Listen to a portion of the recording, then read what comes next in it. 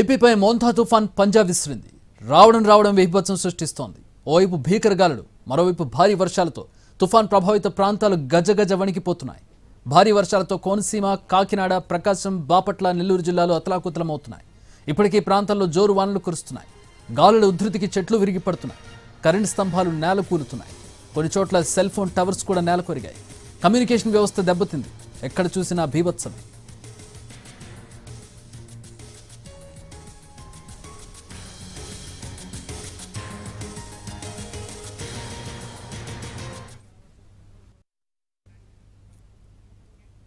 శ్రీకాకుళం నుంచి నెల్లూరు వరకు పూర్తి కోస్టల్ ఏరియాని అతలాకుతలం చేస్తోంది తుఫాన్.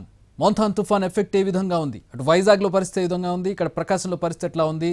ఎన్టీవీ టీం ఎక్కడికక్కడ పరిస్థితిని పర్యవేక్షిస్తూ అక్కడ నుంచి వివరాలను అందించే ప్రయత్నం చేస్తూ ఉంది. ఎప్పటికప్పుడు ఎన్టీవీ స్క్రీన్ మీద మీరు తుఫాన్ అప్డేట్స్ చూడొచ్చు. మా ప్రతినిధి రవిచంద్ర వైజాగ్ నుంచి జాయిన్ అవుతూ ఉన్నారు. అలాగే మా ప్రతినిధి సురేష్ ప్రకాశం నుంచి జాయిన్ అవుతూ ఉన్నారు.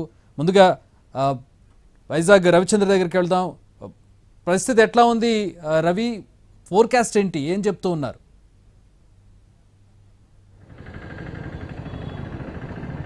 ఖచ్చితంగా చెప్పి మరో 24 గంటల పాటు శ్రీకాకుళం నుంచి నెల్లూరు జిల్లా వరకు పూర్తిగా అప్రమత్తంగా ఉండాల్సిన అవసరం. భారత వాతావరణ శాఖ రెడ్ బులెటిన్ను కంటిన్యూ చేస్తోంది. ఒక విధంగా ఇదంతా కూడా క్రైసిస్ టైంగానే చెప్పుకోవాలి. తీవ్ర తుఫాను తీరాన్ని తాకిన తర్వాత అది ప్రస్తుతం తీరాన్ని దాటే ప్రక్రియ కొనసాగుతోంది. అయితే 100 కిలోమీటర్ల పరిధిలో ఈ తుఫాను ప్రభావం విస్తరించి ఉన్న కారణంగా అది కాకినాడకు దక్షిణంగా తీరాన్ని తాకిన తర్వాత తీరాన్ని దాటే ప్రక్రియలో భాగంగా మీకు నెల్లూరు ఇటు శ్రీకాకుళం జిల్లా వరకు తన ఉధృతిని కొనసాగిస్తోంది. ప్రస్తుతం తీర ప్రాంతం అంతా కూడా బలమైన ఈదురుగాలు వీస్తున్నాయి. రాత్రికి భారీ నుంచి అతి భారీ వర్షాలు, కొన్ని చోట్ల అత్యంత భారీ వర్షాలు కూడా కురిసే అవకాశం ఉంది. ముందస్తు చర్యల్లో భాగంగా రాష్ట్ర ప్రభుత్వం ఇప్పటికే జాతీయ రహదారిపై రాకపోకలను నిషేధించింది. మరి అత్యవసర వాహనాలను మినహాయిస్తే మిగిలిన అన్నింటినీ కూడా ఎక్కడికక్కడ నిలిపివేస్తున్నారు. ప్రజలకు అవగాహన తీసుకొచ్చే ప్రయత్నం చేస్తున్నారు. రేపు ఉదయం 6 గంటల వరకు వీలైనంత వరకు జాతీయ రహదారులపై ప్రయాణాలు పెట్టుకోవద్దని ఇప్పటికే సూచనలు కూడా జారీ అయ్యాయి. ఓవరాల్గా ఉత్తరాంధ్ర జిల్లాల్లో వర్షాల ఉధృతి పెరగబోతోంది.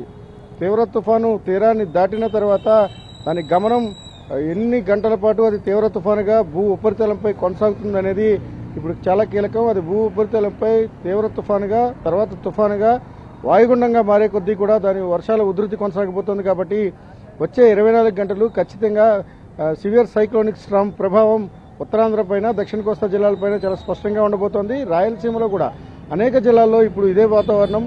కాస్త వర్షాల ఉధృతి అక్కడ తక్కువగా ఉన్నప్పటికీ కూడా ఫ్లాష్ ఫ్లడ్స్ ప్రమాదం అయితే ఉంది. వచ్చే 24 గంటల్లో దక్షిణ కోస్తా, ఉత్తరాంధ్రలో కొన్ని చోట్ల ఫ్లాష్ ఫ్లడ్స్ వచ్చే ప్రమాదం కూడా ఉందని ఐఎండీ హెచ్చరికలు జారీ చేస్తోంది. చక్రి రైట్ రవి, అంటే ఇప్పుడు ప్రధానంగా విశాఖ అలాగే శ్రీకాకుళం, విజయనగరం ప్రాంతాల్లో చూసుకుంటే ఎట్లా ఉంది పరిస్థితి? ఎట్లా ఉంది? ఎట్లాంటి సహాయక చర్యలు చేపడుతూ ఉన్నారు?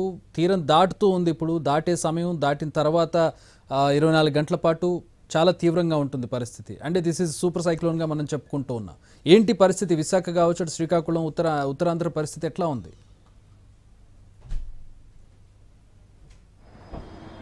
అంటే ఈ సివియర్ సైక్లోన్ తీవ్ర వాయుగుండంగా నుంచి సివియర్ సైక్లోన్గా మారుతున్న క్రమంలో కూడా దీని ప్రభావాన్ని ఐఎండీ అంచనా వేసింది.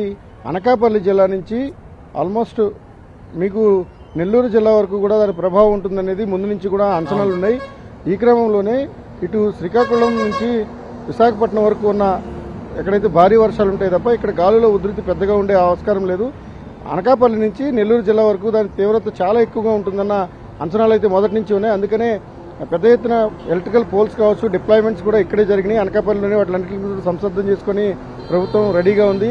మరోవైపు ఈస్టర్న్ నేవల్ కమాండ్ నుంచి కూడా పూర్తి సహాయ సహకారాలను ప్రభుత్వం తీసుకోవడానికి సంసిద్ధమైంది. ఇక డిజాస్టర్కి సంబంధించినంత వరకు చాలా కీలకమైన పరిణామాలన్నీ కూడా దక్షిణ కోస్తా, ఉభయ గోదావరి జిల్లాలు, ఉమ్మడి ఉభయ గోదావరి జిల్లాలపైనే దీని ప్రభావం అత్యధికంగా ఉండబోతోంది. ఇక్కడ ఉత్తరాంధ్రకు సంబంధించినంత వరకు భారీ నుంచి అతి భారీ, అత్యంత భారీ వర్షాలు మాత్రం మరో 24 గంటలు కొనసాగుతాయి. ప్రధానంగా లోతట్టు ప్రాంతాలు కావచ్చు, లేకపోతే ఎక్కడైనా సముద్ర మట్టానికి తక్కువ దిగువలో ఉన్న ప్రాంతాల్లో ఉప్పెన లాంటి ప్రమాదం అయితే ఉంది. అది విజయనగరం, విశాఖపట్నం జిల్లాలో కొన్ని ప్రాంతాలను ఇప్పటికే సూచించారు. ఓవరాల్ గా ఉత్తరాంధ్ర జిల్లాలపై అయితే భారీ వర్షాలు మాత్రం కొనసాగబోతున్నాయి. Chakri all right, thanks for the updates Ravichandra. అది వైజాగ్ దాటిన తర్వాత అంటే అనకాపల్లి నుంచి పరిస్థితి తీవ్రంగా ఉంది. మనకి వెదర్ రిపోర్ట్ మనకు తెలుస్తోంది. వైజాగ్ కావచ్చు, శ్రీకాకుళం కావచ్చు, విజయనగరం కావచ్చు కంపారిటివ్లీ తక్కువగా